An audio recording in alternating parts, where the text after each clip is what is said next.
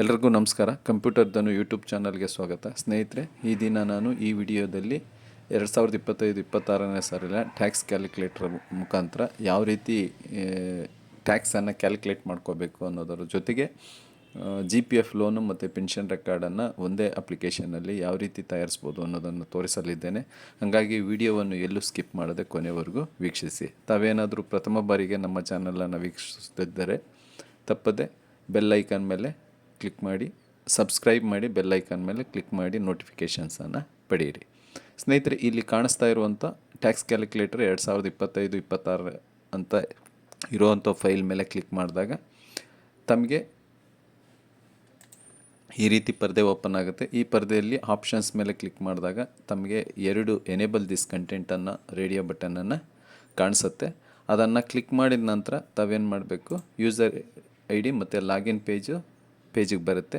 ಇಲ್ಲಿ ತಾವು user ID ಅಂದರೆ HRMS K1 DDO ಕೋಡು ಮತ್ತು ಪಾಸ್ವರ್ಡನ್ನು ನಮೂದಿಸಿ ಲಾಗಿನ್ ಮೇಲೆ ಕ್ಲಿಕ್ ಮಾಡಿದಾಗ ಈ ರೀತಿ ಪಾಸ್ವರ್ಡು ಮತ್ತು DDO ಕೋಡನ್ನು ಎಂಟ್ರಿ ಮಾಡಿ ಲಾಗಿನ್ ಮೇಲೆ ಕ್ಲಿಕ್ ಮಾಡಿ ನಿಮಗೆ ಒಂದು ಅಲರ್ಟ್ ಮೆಸೇಜ್ ಬರುತ್ತೆ. ಆ ಅಲರ್ಟ್ ಮೆಸೇಜಲ್ಲಿ ಓಕೆ ಅಂತ ಕ್ಲಿಕ್ ಮಾಡಿ ನಿಮಗೆ ಲಾಗಿನ್ ಆಗುತ್ತೆ. ಈ ಪೇಜು ತಮಗೆ ಕಾಣಿಸುತ್ತೆ.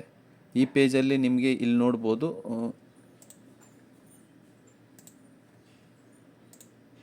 ಈ ಪೇಜಲ್ಲಿ ತಮಗೆ ಕಾಣಿಸ್ತಾ ಇದೆ ಫಾರಮ್ ನಂಬರ್ 16 ಇದೆ, GPF ಲೋನ್ ಇದೆ, ಪೆನ್ಷನ್ ಇದೆ, ಲಾಗೌಟ್ ಇದೆ.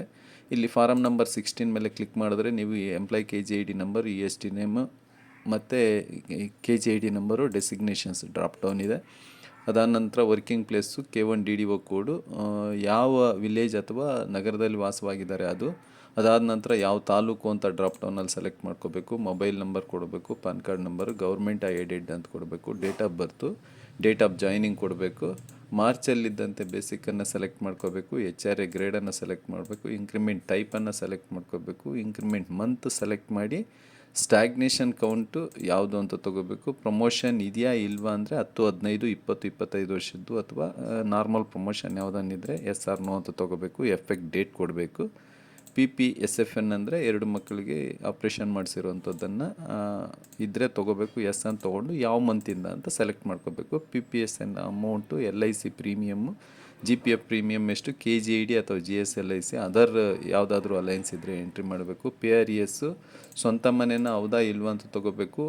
ಹೋಮ್ ಲೋನ್ ಡೇಟ್ ಇದ್ದರೆ ತೊಗೋಬೇಕು. ಅದಾದ ನಂತರ ಇಂಟ್ರೆಸ್ಟ್ ಎಷ್ಟು, ಪ್ರಿನ್ಸಿಪಲ್ ಎಷ್ಟು ಅಂತ ಮೆನ್ಷನ್ ಮಾಡಬೇಕು. Tuition amount, PLI amount, SSY encashment month ಇದೆಯಾ ಇಲ್ವಾ, ಮೆಟ್ರೋ ಸಿಟಿನ ಇಲ್ವಾ, ಪರ್ ಮಂತ್ ರೆಂಟ್ ಎಷ್ಟು, ಸ್ಪೌನ್ಸ್ ವರ್ಕಿಂಗಾ ಅಥವಾ ಅಪ್ಲೈ ಇಲ್ವಾ, HRA ಕ್ಲೈಮ್ಡ್ ಯಾರು, ಸೆಲ್ಫ್ ಆಫ್ ಸ್ಪೌನ್ಸಾ, CM ರಿಲೀಫ್ ಫಂಡ್ ಯಾವುದಾದ್ರೂ ಇದೆಯಾ, ನ್ಯೂ ರೆಜಿಮಾ, ಆಟೋ ಬೇಕಾ ನಿಮಗೆ, ಇಲ್ಲ ಯಾವುದಾದ್ರೂ ನ್ಯೂ ರೆಜಿಮ್ ಬೇಕಾ ಅಥವಾ ಓಲ್ಡ್ ರೆಜಿಮ್ ಬೇಕಾ ಅನ್ನೋದನ್ನು ಸೆಲೆಕ್ಟ್ ಮಾಡ್ಕೋಬೇಕು ಅಥವಾ ಆಟೋ ಅಂತ ತೊಗೋಬೇಕು. ವೆಕೇಷನ್ ಪೋಸ್ಟಾ, ನಾನ್ ವೆಕೇಷನ್ನ, ಕಾಸ್ ಅಂದರೆ ಕರ್ನಾಟಕ ಆರೋಗ್ಯ ಸಂಜೀವಿನಿ ಎಸ್ ಆರ್ ನೋ ಅಂತ ತೊಗೋಬೇಕು. ತೊಗೊಂಡು ಇಲ್ಲಿ ಸೇವ್ ಮೇಲೆ ಕ್ಲಿಕ್ ಮಾಡಬೇಕು. ಸೇವ್ ಮೇಲೆ ಕ್ಲಿಕ್ ಮಾಡಿದ್ಮೇಲೆ ಡಾಟಾ ಸೇವ್ ಆಗುತ್ತೆ. ಮತ್ತು ಅದನ್ನು ಎಷ್ಟು ಸರಿ ಬೇಕಾದರೂ ತಾವು ಎಡಿಟ್ ಮಾಡ್ಬೋದು, ಸೇವ್ ಮಾಡ್ಬೋದು.